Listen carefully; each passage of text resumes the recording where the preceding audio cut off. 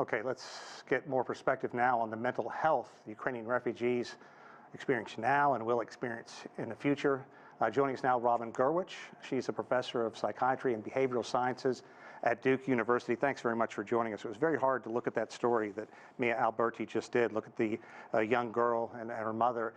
And the WHO says right now, 4 weeks into this fighting, there are about 500,000 refugees leaving Ukraine. And I guess the last thing they want to hear, what people said in that story, put it behind you. You're safe now. Get over it.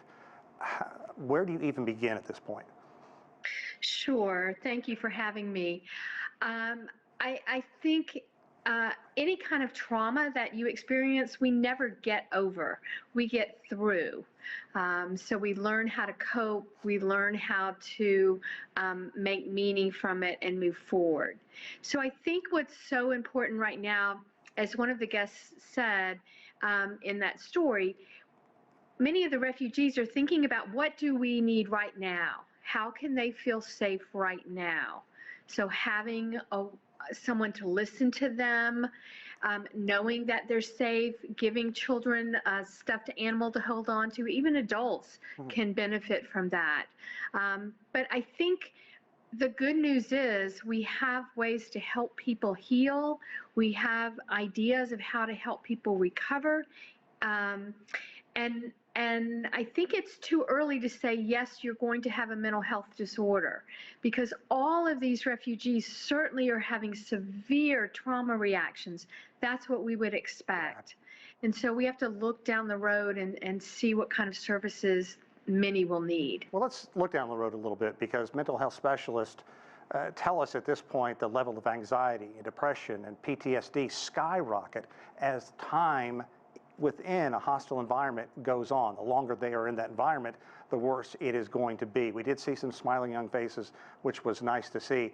But is that indeed true? The longer this goes on, the people trying to get out of that country, perhaps leaving a father or brother behind while they go to Poland or another country?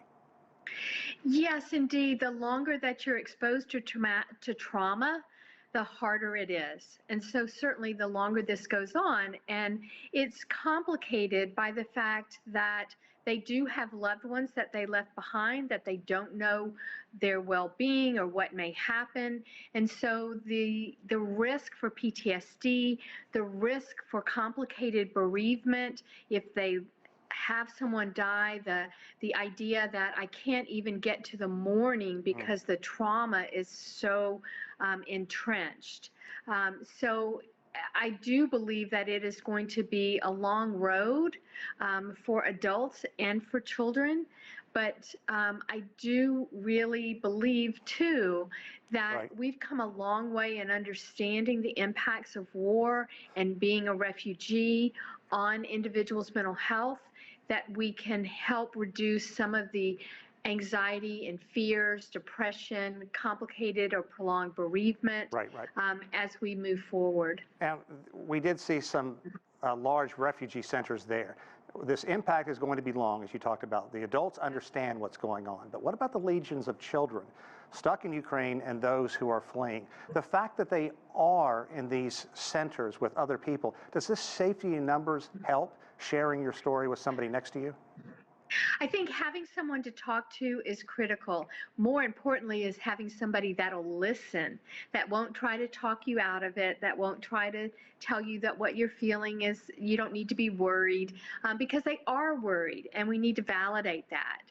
Seeing that there are other children that they can still, like you said, you still see some smiles. I can be scared, I can be anxious, I can be worried and extremely hypervigilant, and also find some joy in music or dance or a stuffed animal. So we do know that we can build on those. Making sure those children are connected to someone is absolutely essential as part of healing. Now, Robin, as you mentioned, we have a lot of experience in dealing with this. We've been down this road, the Middle East, Iraq, Afghanistan. Is there any hope that mental health specialists have learned significant information to aid those in need? If I'm not mistaken, the statistics I've seen, that some 75% of people stuck in hostile environments cope as best they can with depression, with anxiety, and other related issues. So yes, the need for mental health out in in moving through and recovering and healing from war, refugee status, fleeing tragedy like this, the risk for mental health problems is extremely high. But we certainly have come a long way. And the good news is that we have interventions that can be incredibly effective from little children all the way through adulthood. So the good news is we've learned a lot, sadly, because of all of the experiences that you listed. So we're doing a better job. Now the big question is, how do we make sure that those resources are going to be available, not just in the short term, but for, as you said, the very long term for these refugees. It is a sad story. Robin, thank you so much for your insight. Robin Gurwitch, professor in psychiatry and behavioral sciences at Duke University.